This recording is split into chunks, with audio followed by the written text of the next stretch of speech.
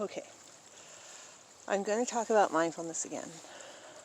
In the first video, I explained that mindfulness is basically a way to use focused attention on what is happening physically right here and now in order to sort of break your thought patterns and stop you from ruminating or worrying about the future for a little bit. And so there is a second really effective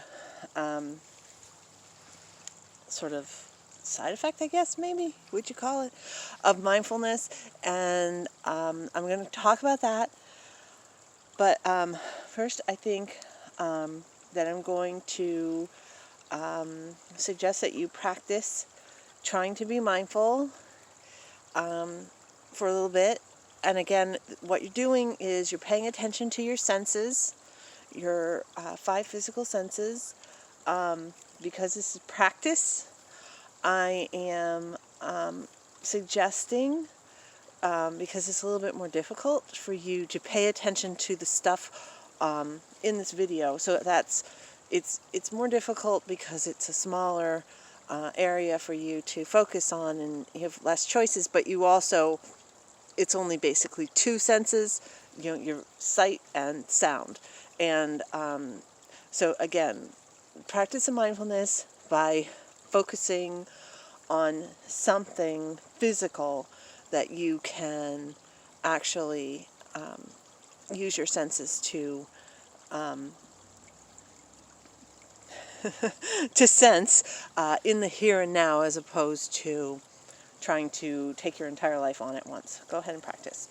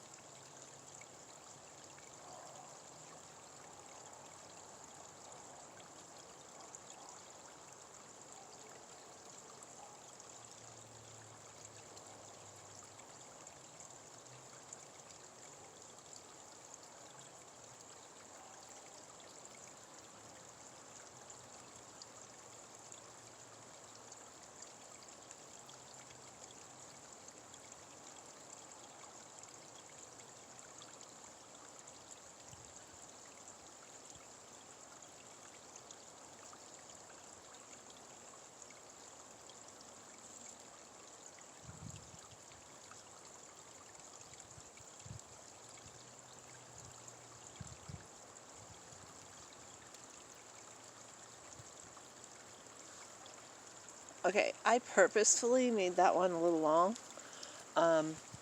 because, well, I feel like it was a trick, but for a good reason.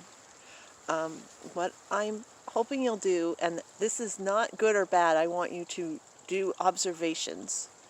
I wanted you to observe this scene out by the river, down by my house, but I also want you to observe your thought patterns and take a quick inventory of all the different types of thoughts that you had.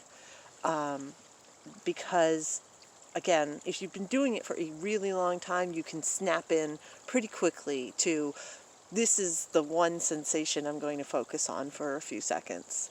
But until then, you usually are going to have just a whole mess of stuff go through your head.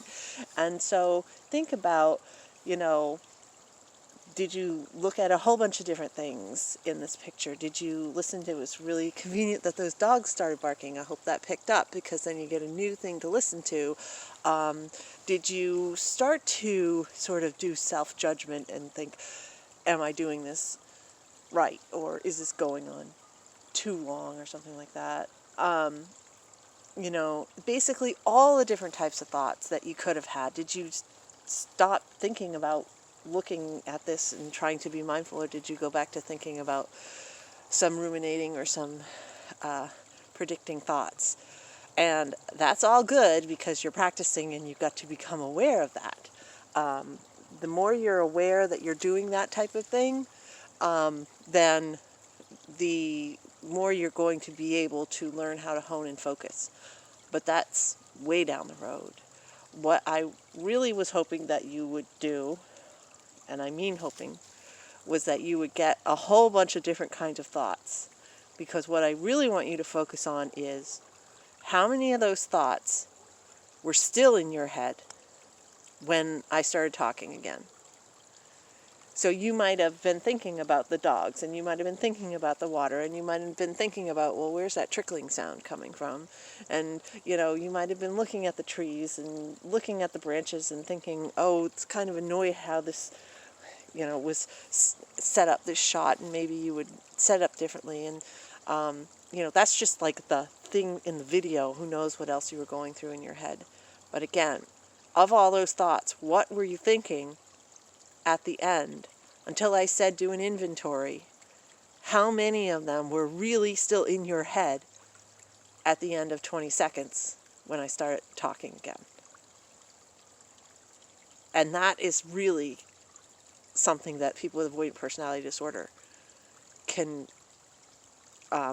latch on to as a reality. It's a reality. It is, it's just a fact. Everybody, all the time, gets thoughts in their head. They pop up all the time and they go away. And if that was not true, then people would not have to write to-do lists to remind themselves, and notes and everything else. Keep, planners and everything else. You wouldn't need a grocery list when you went to the grocery store, because the thought that you had, it would stay there. Thoughts don't stay there. However, when you have avoidant personality disorder and quite a few other issues, if you get a negative thought, it gets stuck in your head, and you think it over and over and over again. And the truth is, the reality is that you don't have to do that. You can learn to let thoughts in and let them out just as fast. The same way you did when you were looking at this video of this river and, 26 thoughts popped into your head, and you kept trying to focus on the one thing you were trying to focus on because you were practicing mindfulness. This is one of the best. Nobody really, well, I don't know, maybe not nobody brings it up with mindfulness, but they ought to. They ought to a lot, because I don't think people are bothered by it that much. I don't think that they really, it's, that it's something that they're even aware of. It was a side effect that I found learning mindfulness, that you can have thoughts go out of your head that quickly, and you don't need to let them hang around in your head. And the next video, I'm going to go into more depth about how to actively do that, to actively let a thought into your head and then let it go just as quickly as the thoughts that you were having popping in, and letting them go while you were focusing on mindfulness. And again, the mindfulness part of paying attention to one thing really strongly can help you to let the thoughts go. And so this is the second point of mindfulness. The first is that it's just an immediate distraction, and that gives you a break. But also, especially when you get better at it, it can be a tool that you use in order to actively let thoughts that you don't want to have go out of your head. And that is an incredibly useful thing. So I think I'll end this, because I'm trying to do these in little teeny chunks. You know me, I would talk. I would do the entire thing, and you'd have like a 40-minute, 25-part description that was all over the place and not focused at all, about mindfulness. And don't worry, I'm definitely not going to go that far. But this is the end of part 2, and I hope it's helpful. If nothing else, you get to see the view of the river before it starts snowing again. Apparently it's going to do in another couple days. Bye.